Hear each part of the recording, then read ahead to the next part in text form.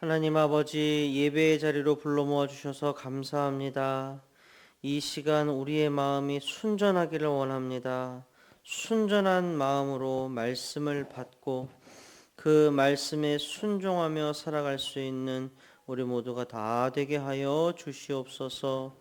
영과 진리로 드리는 예배 가운데 우리의 심령이 소생하고 힘과 지혜와 용기를 얻게 하옵소서. 예수 그리스도의 이름으로 기도합니다. 아멘. 우리 다 함께 찬송가 528장 찬양하시겠습니다.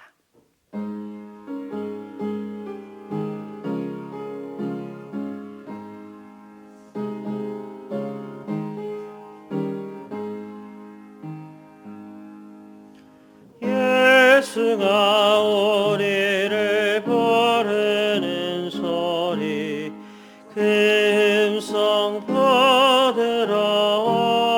들어와 문 앞에 나와서 사면을 보며 우리를 기다리네.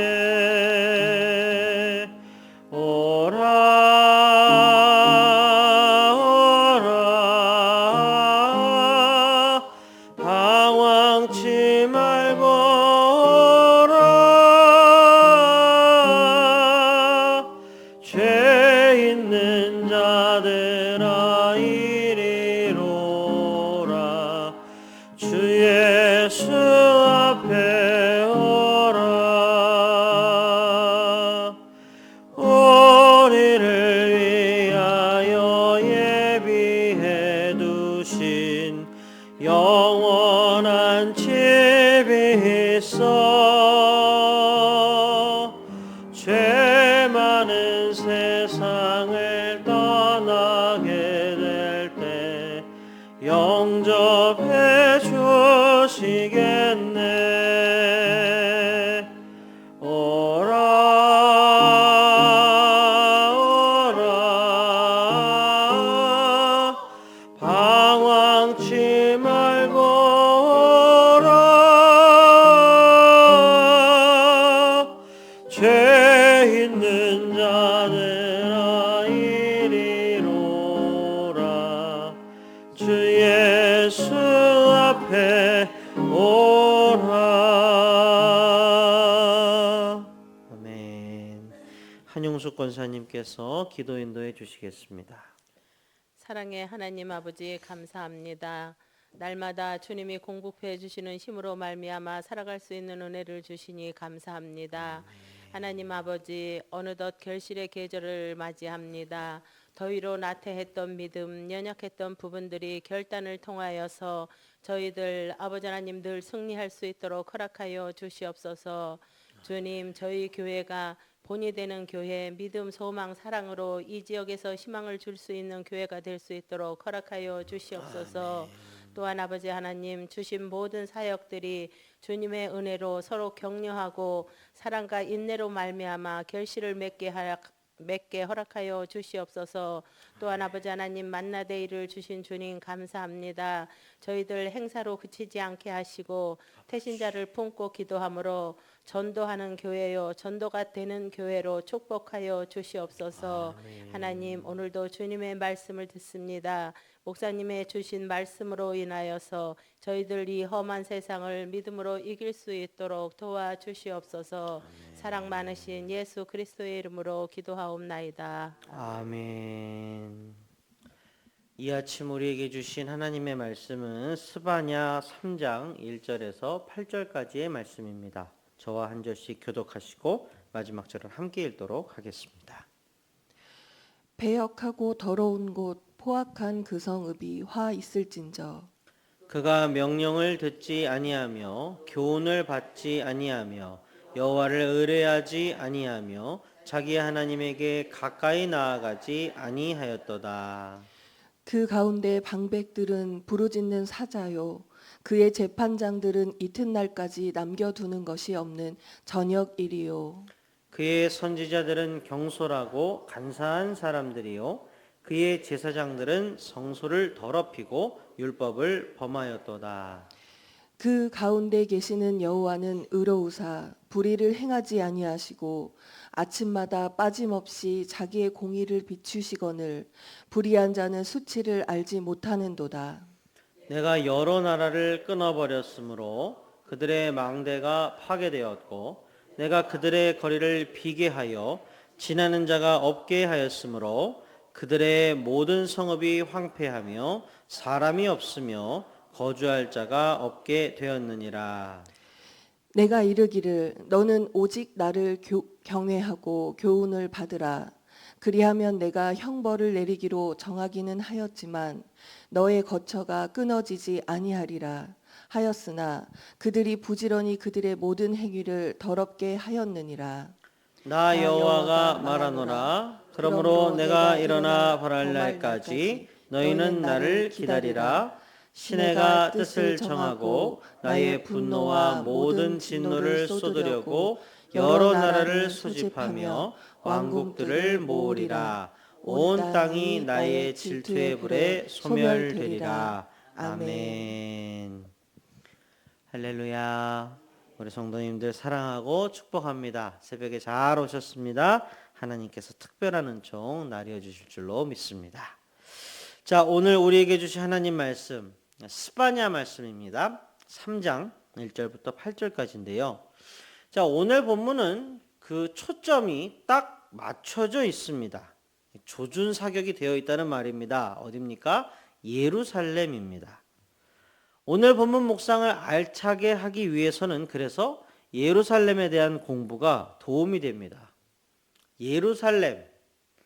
아니 뭐 그냥 한 도시일 뿐인데 성경에 이렇게 자주 나오는 겁니까?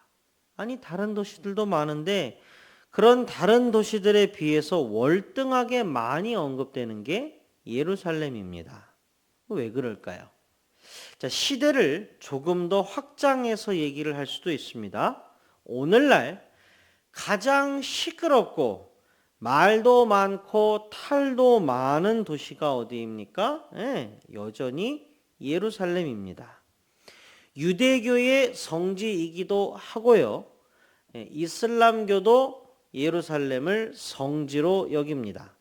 로마 카톨릭과 기독교도 예루살렘을 성지라고 생각합니다. 지리적으로는 또 어떻습니까? 유럽 대륙, 아시아 대륙, 아프리카 대륙, 세 개의 대륙이 만나는 다리 위치에 예루살렘이 있습니다. 이 예루살렘 도대체 왜 이렇게 시끌시끌한 겁니까? 자, 히브리 민족의 시조가 누구입니까? 믿음의 조상 아브라함이지요. 아브라함에게는 눈에 넣어도 아프지 않은 독자 이삭이 있었습니다. 그가 100세에 낳은 아들이지요. 하나님은 그런데 그 이삭을 제물로 바치라고 명령하셨습니다. 장소를 정해주셨어요. 어디였습니까? 모리아 땅의 한 산으로 가서 네 독자 이삭을 제물로 바치라 하셨습니다. 그곳에서 아브라함이 이삭을 칼로 찌르려 할 때 하나님께서 급히 막으시고 하나님께서 미리 예비하신 예물로 예배를 그 제사를 드릴 수 있었습니다. 자, 여러분 다윗 아시죠? 다윗이 여부스 사람들로부터 뺏은 지역이 있습니다. 그것을 영어로는 자이온, 우리말로는 이제 시온이라고 불렀습니다. 다윗이 또 이곳을 그냥 다윗성이라고도 불렀습니다. 원래 그곳의 이름은 시온이 아닙니다. 그 지역을 시적으로 문학적으로 표현할 때 시온이라는 말을 썼습니다. 자, 다윗이 인구조사에 죄악 범했던 사건 여러분들 기억하시죠? 하나님이 전염병 재앙을 내리셨습니다. 다윗이 그때에 오르난의 타작마당 혹은 아리오나의 타작마당에서 제단을 쌓았을 때에 하늘에서 불이 내려와서 응답하였고 전염병 재앙이 멈추었습니다. 자, 솔로몬 하나님의 성전을 지었습니다. 언덕배기에 지었어요. 그곳을 이제 성전산이라고 부릅니다. 모리아 땅의 한 산, 다윗성, 시온, 오르난의 타작마당, 성전산 여러 곳인 것 같지만 아닙니다. 이 모든 곳이 한 곳입니다. 바로 그곳이 예루살렘입니다. 이거 외에도 정말로 예루살렘이 절대적인 의미를 가지는 이유가 있습니다. 하나님이 예루살렘을 뭐라고 부르셨는가 거기에 달려 있습니다. 하나님은 예루살렘을 뭐라 부르셨느냐? 내가 내 이름을 두려고 택한 곳이라고 부르셨습니다. 고대 근동의 세계관에서 이름을 두다라는 것은 거기에 있겠다라는 겁니다. 다시 말해서 전능하신 여호와 하나님이 내가 거기에 있겠다 하신 곳이 바로 예루살렘입니다. 그래서 예루살렘이 그렇게 절대적인 의미를 가지게 되었고 유대 왕국, 유대 민족과 그냥 동의어처럼 쓰이게 된 겁니다. 예루살렘이 그러합니다. 그리고 예루살렘은 하나님께서 그렇게 택한 곳이기 때문에 거룩해야만 했습니다. 당연하지요. 거룩하신 하나님이 계시는 곳이니 당연히 예루살렘은 거룩해야 했습니다. 자, 우리가 본문을 봤습니다. 함께 읽으셨듯이 이처럼 거룩해야만 하는 예루살렘이 어찌했습니까? 패역하고 더러운 곳이며 포악한 성읍이었습니다. 하나님의 명령을 듣지 않고 교훈도 받지 않고 하나님을 멀리했습니다. 관리들 잔인한 사자 같고 재판장들 탐욕스러운 이리 같고 스스로를 선지자라고 말하는 사람들은 사실은 경솔하고 간사한 자들일 뿐이고 성소를 거룩하게 돌보아야 하는 제사장들은 오히려 성소를 더럽히고 율법을 어겼습니다. 끔찍한 지경이지요. 자, 이러한 사람들의 작태와는 정반대로 대조되는 거룩하신 하나님을 성경은 기록합니다. 5절 상반절이었어요. 그 가운데에 계시는 여호와는 의로우사 불의를 행하지 아니하시고 아침마다 빠짐없이 자기의 공의를 비추시거늘. 너무나 안타깝지요. 근데 반면 사람들의 꼴은 어떻습니까? 5절 하반절이었죠. 불의한 자는 수치를 알지 못하는도다. 사랑하는 성도 여러분, 가장 심각한 상태가 어떤 상태인지 아시죠? 자기가 잘못을 하고도 그게 잘못인지 모르는 상태가 제일 안 좋은 상태입니다. 오물을 뒤집어 쓰고도 그게 오물인지 향수인지 구별 못하는 상태가 제일 안 좋은 상태입니다. 그게 바로 유대 백성, 유대 나라, 예루살렘의 상태였습니다. 자, 앞에서 예루살렘이 그냥 하나의 도시일 뿐이 아닌 것을 우리가 봤습니다. 하나님이 분명히 자기 이름을 두시려고 택한 곳입니다. 하나님이 다른 도시들과 그러니까 동일하게 취급하실 수가 없어요. 다른 나라, 다른 민족과 똑같이 대하실 수가 없어요. 본문 6절, 7절을 보면 하나님의 마음을 헤아려 볼 수 있습니다. 잘 들어보십시오. 내가 여러 나라를 끊어버렸으므로 그들의 망대가 파괴되었고 내가 그들의 거리를 비게 하여 지나는 자가 없게 하였으므로 그들의 모든 성읍이 황폐하며 사람이 없으며 거주할 자가 없게 되었느니라. 내가 이르기를 너는 오직 나를 경외하고 교훈을 받으라. 그리하면 내가 형벌을 내리기로 정하기는 하였지만 너의 거처가 끊어지지 아니하리라 하였으나 그들이 부지런히 그들의 모든 행위를 더럽게 하였느니라. 아멘. 하나님은요, 공의로운 분이시기 때문에 죄악을 좌시할 수는 없습니다. 형벌을 내리기로 정하기는 하셨습니다. 그러나 예루살렘아, 너희의 거처가 끊이지는 않게 내가 하겠다. 미래와 소망을 끊지는 내가 않겠다. 라고 말씀을 하셨습니다. 굉장히 특별한 자비와 긍휼입니다. 택하신 백성이고 택하신 나라입니다. 뭐 질투가 좀 나십니까? 하지만 저들은 하나님이 이렇게 특별히 아끼시고 이런 것을 알매도 불구하고 그대로 죄악의 길로 걸어갔습니다. 하나님의 마음은 몹시 아프셨을 겁니다. 결국에는 하나님이 심판을 선언하실 수밖에 없었습니다. 뉘앙스를 아시겠죠? 사람이 자초했다는 겁니다.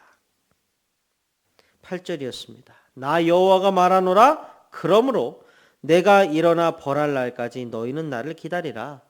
내가 뜻을 정하고 나의 분노와 모든 진노를 쏟으려고 여러 나라를 소집하며 왕국들을 모으리라. 온 땅이 나의 질투의 불에 소멸되리라. 아멘. 질투의 불, 질투라는 표현을 보았을 때 성경에서 질투라는 단어가 나온 것은 십계명하고 반드시 연결되어 있으므로 예루살렘이, 이스라엘이 굉장히 심각한 우상 숭배에 빠져 있었다는 것을 짐작하게 합니다. 자, 본문을 개괄해 봤습니다. 우리가 크게 두 개의 궤로 나누어서 본문을 볼 수 있습니다. 오늘 말씀 묵상 가이드북에 이것이 아주 잘 표현되어서 제목으로 쓰고 있는데요. 이렇게 쓰고 있습니다. 공의의 하나님, 그러나 불의한 백성인 겁니다. 하나님은 공의로우신 분입니다. 자비로우신 분이에요. 은혜와 사랑이 충만하셔요. 반면에 사람은 어떠했습니까? 공의에는 거짓으로, 자비에는 포학으로, 은혜와 사랑에는 교만과 다툼과 배신으로 답했습니다. 예루살렘이 그러했습니다.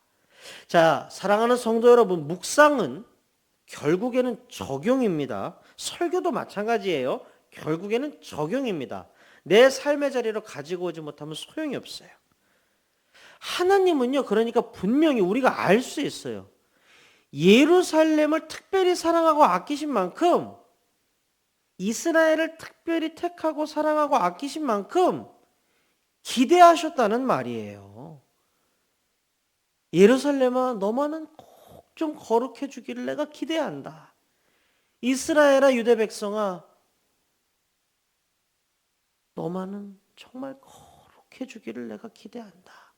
내 사랑, 내 어여쁜 자야, 너는 정말로 거룩해 주기를 내가 바라고 소망하고 기대한다. 하나님의 뜻이 분명히 이것입니다.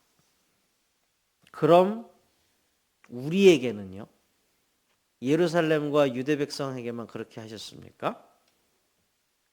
우리는 그리스도인입니다. 모든 그리스도인은 예수 그리스도의 뒤를 따르는 사람들입니다. 예수님의 말씀을 마음에 담고 실천하며 이 땅에서 하나님 나라를 이루어야 하는 사람들입니다. 예수님은요, 땅끝까지 이르러 예수님의 증인이 되어달라는 부탁을 너에게 하셨나요? 아니요, 나에게 하셨습니다. 모든 그리스도인들에게 하신 부탁입니다.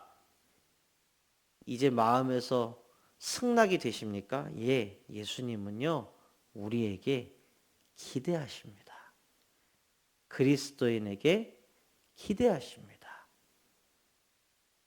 우리가 택하신 백성이라는 것, 택한 사람들이라는 것 여러분들 다 인정하시지요? 예, 예수님은 우리에게 기대하십니다. 대위임 명령을 하셨다는 게 그 증거입니다. 자, 그러면 우리는 예수님의 그 기대를 알고 있습니까?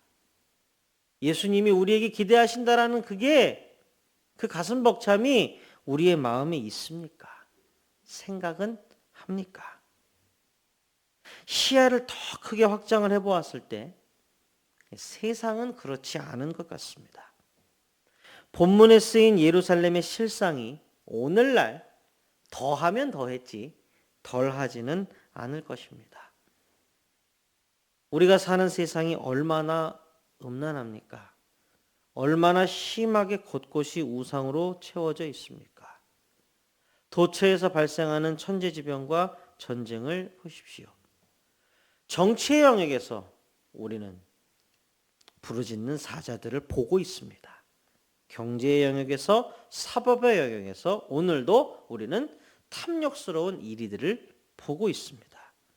종교인들 진리를 말하는 게 아니고 세상의 잡설에 파묻혀서 다리를 놓으신 예수 그리스도를 말하는 게 아니라 더욱 분열을 조장합니다. 그 혼돈의 도가니 가운데에 사는 우리 그리스도인들은 빛과 소금의 역할은 하고 있습니까? 옛날에는요, 제가 지금 대신방 중인데 정말 많은 성도님들이 그 말씀 하셔요. 성경책 한 권, 온전한 그 성경책 한 권 갖는 게 소원이던 때가 있었대요. 근데 오늘날에는요, 성경이 문자, 음성, 영상, 모든 형태로 흘러 넘치는 시대가 되었습니다만, 정작 그렇게 성경 말씀을 듣고도 세상은 잘못이 잘못인지 모르고 있습니다. 본문 마지막 8절에 우리가 보았죠. 하나님이 무엇을 선언하셨습니까? 심판입니다. 그럼 오늘 우리의 때에 심판이 있겠습니까? 없겠습니까? 예, 당연히 있습니다. 그리고 궁극의 심판도 우리를 기다립니다. 바로 예수 그리스도께서 다시 오시는 날, 모든 것이, 모든 일이, 모든 사람이 심판을 받는 날입니다. 그리고 그날은요, 특징이 있어요. 중간이 없습니다. 알곡으로 가라지로 둘 중 하나로 갈립니다. 영생이든지 영벌이든지 둘 중 하나로 갈립니다. 예루살렘의 가장 큰 문제가 뭐였습니까? 계속 말씀드리죠. 자기들이 잘못한지도 모른다는 점이었습니다.